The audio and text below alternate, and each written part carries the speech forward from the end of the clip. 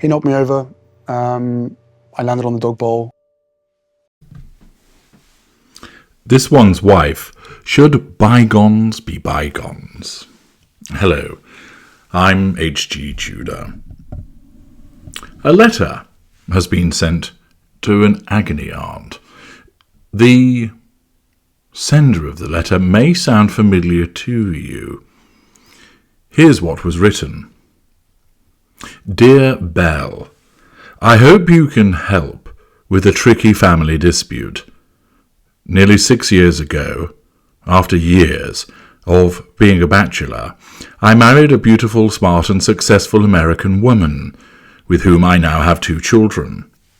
Unfortunately, though, I felt my family didn't warm to her, and eventually, in despair over their treatment of her, I moved my family to America to forge a new life, away from the heavy duties back home. Relations with my family soured further. Both my wife and I have said some very unflattering and damaging things about them, and now we hardly see one another. I've just had the news, however, that 2 of them are seriously ill. Should I let bygones be bygones and forget my bad blood with them? Or is the damage done? Well, you may well think that letter has the smell of familiarity about it, a ring of, I think I know who that is, and it's signed yours, Harry. The agony aunt responds. Dear Harry, how to forgive is, very, very often, the worst of problems within a family. All too often, both sides in a quarrel think they are right, and will not step back 1 inch from that confrontational stance. So it interests me that you seem to take the blame here, admitting that both you and your wife have said horrible things about your family in the past, but not supplying any detail of equally bad things your family may have said in public about you. Therefore, I can only assume that they have been silent, and that would, I'm afraid, lead any neutral person to deduce that all the aggression, the process of souring, has come from you and your beautiful wife. That's a great pity. In my experience, family disputes are often made much worse because of the input of the in-law in the case. Honestly, I've had many letters from sad parents and siblings in despair because a previously loving son or brother seems to be led by his new wife. The hurt can be dreadful. It's as if the wife, loving though she may be, instinctively wishes to distance her husband from the family that loves him. I've always believed that deep insecurity, even jealousy, causes this wish, but whatever the case or the cause, she is most unwise to turn the blood bad. Because at some time, most people estranged from families find themselves secretly longing to make up, to step back into the family nest. So if hitherto dear family members become seriously ill, that's surely the cue to swallow pride, climb down from that self-righteous high horse and whisper, I'm so sorry. Those simple words become harder and harder to say as time goes by. Serious illness should make us all realize how short time is. Now the double whammy of your worrying news should be the moment for a real rapprochement. The vital question is, are you truly sorry? You can only be forgiven if your regret is genuine and honestly expressed, but that takes courage. As I read it, those dear sick members of your once close family uttered no unflattering and damaging things about you and your wife, so now is the time for you to be brave and show that you care about them. It occurs to me that it might be wise to allow your wife to think that this is her own idea. Perhaps you could make her understand that true repentance expressed publicly, can be a beautiful thing and attract widespread praise. Can bygones ever really be bygones? No, because harsh words and fibs are never forgotten. But if you are very lucky, they may be forgiven. Now, of course, that has been generated in part for a purpose of amusement, But also there's some seriousness about it, to take the current situation involving Harry and this one's wife and put it in the context of somebody writing to an agony aunt for direction, advice and help.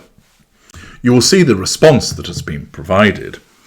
However, amusing as it is, particularly the part of trying to ensure that it's this one's wife's idea, there are two fundamental problems with what has been stated. And it's useful to use this within the context of narcissism. The agony aunt wrote about the fact that there are many instances where she has been contacted by the family of a son who has been lured away by a wife. I have been contacted by many families, often who've engaged with me in joint consultation. The mother, the father, a brother and a sister, all concerned about a son or daughter who has married somebody else, and that individual has pulled them away from what was hitherto a close family. There are difficulties with regard to seeing grandchildren and nieces and nephews, and invariably this arises as a consequence of the fact that the new individual, the new wife or the new husband, is assessed as being a narcissist. And therefore, that provides me with the opportunity to give those individuals that consult with me the right information about how to handle the situation, which invariably means not making it any worse. It means ensuring that that individual who has been the subject of the ensnarement is actually receptive to the advice. And that's one of the major difficulties that arise with what has been stated by this individual in this fictional instance of Harry writing to an agony aunt. Harry simply isn't ready to receive the information. He still believes that the fault lies elsewhere because he's been indoctrinated to believe that by the victim mentality of his wife. Remember, to the narcissist, they are never at fault. It is the fault of everybody else. They are hard done to. They are the victim. They've only ever sought to do the right thing and cannot understand why people get in their way, that people are problematic. There is plenty of evidence that demonstrates the poor behaviour of this one's wife. If Harry were able to stand back for a moment and analyse that evidence in the way that many people ought to when it comes to seeing how a narcissist behaves, they would see this. With this one's wife, how many friends is she no longer friends with? She doesn't bother with her father or her half-siblings. No relatives were invited to her wedding. She invited people to the wedding that were famous that she didn't know them. That Harry realises that he has been ostracised from his brother, with whom he was once very close, his sister-in-law, who he adored, with his father. This pattern of broken and damaged relationships only came about when this one's wife appeared. There is plenty of evidence to see how she damages relationships, how she uses people and dumps them by the wayside. And that is often one of the most telling indicators of a person's behaviour, that they are the one that complains about their treatment, and they have a long list of individuals with whom they've fallen out, but it's never their fault. If Harry were to sit down and say, "Why is it that you don't see your father?" there'll be an explanation provided, which will be Thomas Markle Sr.'s fault. If he were to ask, "Why don't you see Samantha?" there'll be a reason provided that Samantha Markle's fault. If he asks, "Why don't you see your half-brother?" there will be an answer provided, and it's Thomas Markle Jr.'s fault. "Why don't you bother with Nanaki Priddy any longer?"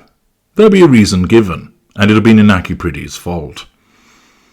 Why do you not want to come to Britain with me in May and see my father and Camilla and let the children meet their relatives again?" There'll be an explanation given, which will be the fault of the press, of those members of the royal family, of the British public. Each and every time, if Harry was savvy enough to understand all of this and ask these questions, he would realise it's always somebody else's fault. But it seems to me that Harry still isn't ready to accept those truths, to understand that the fault lies elsewhere, that it isn't a case of the world and its mother being against this one's wife because they're inherently unpleasant, nasty and racist, but that many people don't like her because of the way she has treated them. And whilst this agony aunt's fictional letter was well intended to address a problem that is all too frequent, it fails, of course, to recognise the problems that arise when a narcissist enters the mix, which is completely different to some general falling out amongst the family. That pathologically entrenched need for control must be understood as having a considerable impact upon that person's view of the world, and also in how you treat that person who's been infected with their views, namely Harry. Thus, whilst the exercise of itself was of interest and partially amusing, it also provides me with the opportunity to demonstrate that such a scenario is one whereby Harry isn't ready to listen, and moreover, the advice given was not as on point as it ought to have been, because it failed to take into account the real nub of the problem, that there is a narcissist that has got hold of Harry and has created dissension and hatred all around her in order to pursue the prime aims. Fixed with that knowledge, there is an entirely different set of circumstances that ought to be explained to all of those affected by their interaction with the narcissist. Something that this agony aunt, of course, hasn't addressed, because the question of narcissism has not been settled upon, and nor, I suspect, would the individual have the necessary expertise to talk about it further. But it is important to recognise this, to understand how it is the way of the narcissist that causes these problems. That time and time and time again, I have consulted with people who have said, my brother used to be close with us, he married this woman, now we hardly ever see him, he's problematic, there's problems around Christmas presents, etc. And when it's all explained in the context of narcissism, not only does it make sense for those confused family members, they're also given a clear route with which to handle the problem. Harry is yet to be in that position. I'm H.G. Tudor. Thank you for listening.